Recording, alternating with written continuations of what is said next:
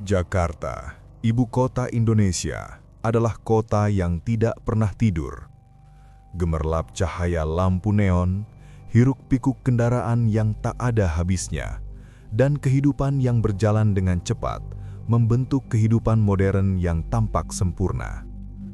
Namun, di tengah kota yang sibuk ini, ada sebuah rumah tua yang terletak di kawasan Suropati. Sebuah rumah yang sudah lama ditinggalkan dan dilupakan oleh banyak orang. Meskipun rumah itu terlihat kuno, banyak orang yang masih bisa merasakan aura misterius yang mengelilinginya. Rumah itu dikenal dengan nama Rumah Suropati, dan ada cerita kelam yang mengiringinya. Konon, pemilik rumah itu dulu melakukan kesalahan besar pada leluhurnya, sebuah tindakan yang tidak bisa dimaafkan. Sejak itu, rumah tersebut menjadi terkutuk dan siapapun yang tinggal di sana akan membawa kutukan yang tidak bisa dihindari. Tidak ada yang tahu pasti apa yang terjadi pada pemilik rumah pertama kali, tetapi setiap kali ada orang yang mencoba tinggal di rumah tersebut, kejadian-kejadian buruk selalu mengikuti mereka. Para tetangga selalu mengingatkan untuk menjauh dari rumah itu, tetapi seperti biasa, tak ada yang percaya pada cerita-cerita lama. Ardi adalah seorang pria muda yang baru saja meraih kesuksesan dalam kariernya. Ia seorang pengusaha yang ambisius dan percaya bahwa dirinya dapat mengatasi segala rintangan. Ketika ia mendengar bahwa rumah tua di kawasan Suropati dijual dengan harga yang sangat murah, ia melihatnya sebagai peluang besar. Ia bermaksud untuk membeli rumah tersebut dan menjadikannya sebagai tempat usaha baru, mungkin sebuah restoran atau kafe yang bisa menarik banyak orang. Namun, saat Ardi pertama kali memasuki rumah tersebut, ada perasaan aneh yang menyelimuti dirinya. Meski rumah itu tampak tak terawat, dengan dinding yang mulai mengelupas dan lantai yang berderit, Ardi merasakan sesuatu yang lebih dalam, seperti ada sesuatu yang mengawasi setiap langkahnya. Meskipun demikian, ia tidak terlalu peduli dengan perasaan tersebut. Ia berpikir bahwa itu hanya efek dari rumah tua yang sudah lama tidak dihuni. Ardi memutuskan untuk melanjutkan rencananya. Ia membeli rumah itu dan mulai merenovasi ruangan-ruangan yang ada. Hari demi hari, rumah itu mulai berubah menjadi lebih modern, dengan desain yang sesuai dengan visi Ardi untuk usaha barunya. Namun, semakin lama ia tinggal di sana, semakin banyak kejadian aneh yang terjadi di sekitar rumah itu. Pada malam pertama setelah renovasi selesai, Ardi terbangun tiba-tiba di tengah malam. Suasana sepi dan gelap. Saat ia membuka mata, ia merasa ada yang tidak beres. Ruangan di sekelilingnya terasa semakin sempit dan udara menjadi sangat dingin. Ketika ia menoleh ke arah pintu, ia melihat sebuah bayangan samar yang bergerak di dalam ruangan. Tanpa berpikir panjang, Ardi segera membuka lampu, namun bayangan itu menghilang begitu saja. Suara derit lantai kayu terdengar keras dari ruang sebelah. Ardi merasa jantungnya berdebar hebat. Ia bangkit dari tempat tidur, berusaha mencari tahu apa yang terjadi, tetapi tak ada satupun yang tampak di sana. Ia mencoba untuk menenangkan diri, berpikir bahwa itu hanya imajinasi semata. Namun, perasaan aneh yang ia rasakan tidak hilang.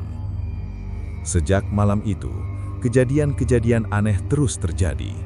Setiap kali Ardi terbangun, ia selalu merasa ada yang mengawasinya.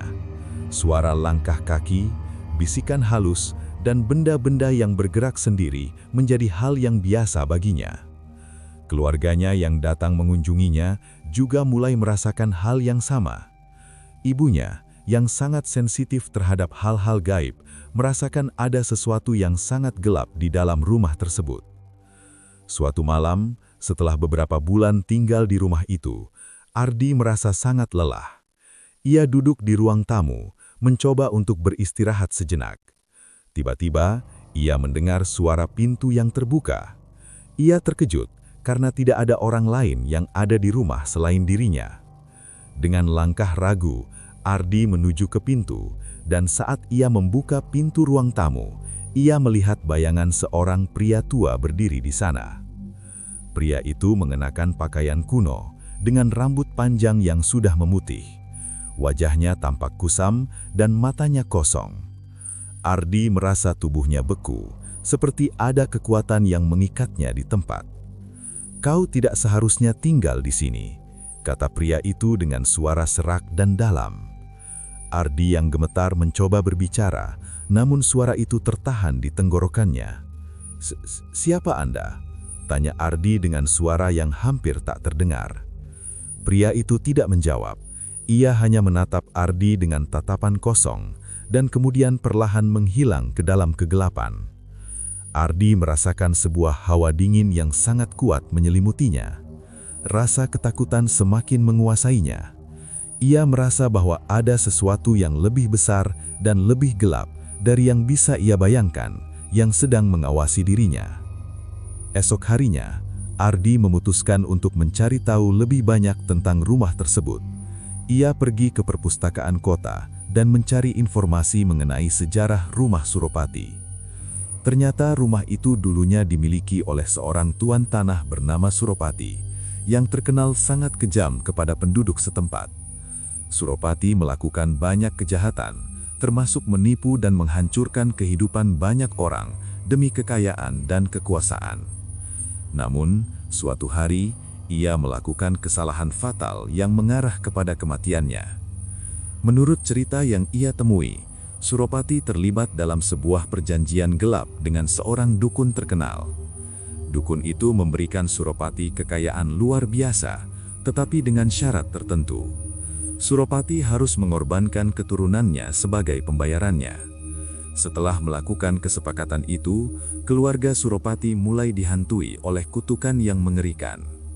Setiap keturunan Suropati yang tinggal di rumah tersebut akan mengalami nasib buruk dengan kejadian-kejadian aneh dan kematian yang tak bisa dijelaskan.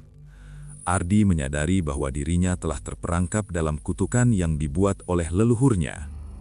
Ardi, yang kini mengetahui sejarah kelam rumah itu, merasa terperangkap dalam kutukan yang tak bisa dihindari. Kejadian-kejadian aneh semakin mengerikan. Suara-suara yang tidak bisa dijelaskan semakin keras, dan bayang-bayangan misterius terus mengikuti setiap langkahnya. Ardi merasa bahwa kutukan ini semakin mengancam hidup dan keluarganya. Suatu malam, setelah mendengar suara langkah kaki yang semakin dekat, Ardi memutuskan untuk pergi ke tempat yang disebutkan dalam cerita untuk mencari dukun yang dapat membantu menghentikan kutukan tersebut. Dengan harapan untuk membebaskan dirinya, Ardi pergi ke tempat itu yang terletak di pinggiran kota. Setelah beberapa lama, Ardi akhirnya bertemu dengan seorang dukun yang mengetahui tentang kutukan rumah Suropati. Dukun itu menjelaskan bahwa satu-satunya cara untuk mengakhiri kutukan adalah dengan mengembalikan apa yang telah diambil, yaitu nyawa seseorang yang sangat berharga dalam hidup Ardi. Hanya dengan mengorbankan sesuatu yang paling ia cintai, kutukan tersebut akan terhapus. Ardi tahu bahwa ia harus membuat pilihan yang sangat berat. Ardi kembali ke rumahnya dengan keputusan yang sangat sulit. Ia tahu jika ia tidak mengikuti saran dukun, hidup dan keluarganya akan terus dihantui oleh kutukan yang mengerikan. Namun siapa yang harus ia korbankan? Setelah berhari-hari berpikir, Ardi akhirnya memutuskan untuk pergi ke rumah itu malam itu. Ia ingin menghentikan kutukan itu selama-lamanya. Namun, saat ia tiba di rumah itu, segala sesuatunya berubah. Bayangan hitam yang mengelilingi rumah itu semakin mengeras, dan sebuah suara terdengar di telinganya. "Semua ini adalah takdirmu, Ardi." Suara itu bergema. "Kutukan ini akan terus menghantuimu. Tak ada yang bisa menghindari kutukan yang telah lama berlangsung, dan Ardi tahu bahwa ia sudah terperangkap dalam lingkaran yang tak bisa ia pecahkan." Rumah Suropati tetap berdiri di tengah kegelapan, menyimpan rahasia yang tak akan pernah terungkap. Dan bagi Ardi, kutukan itu akan terus mengikuti setiap langkahnya.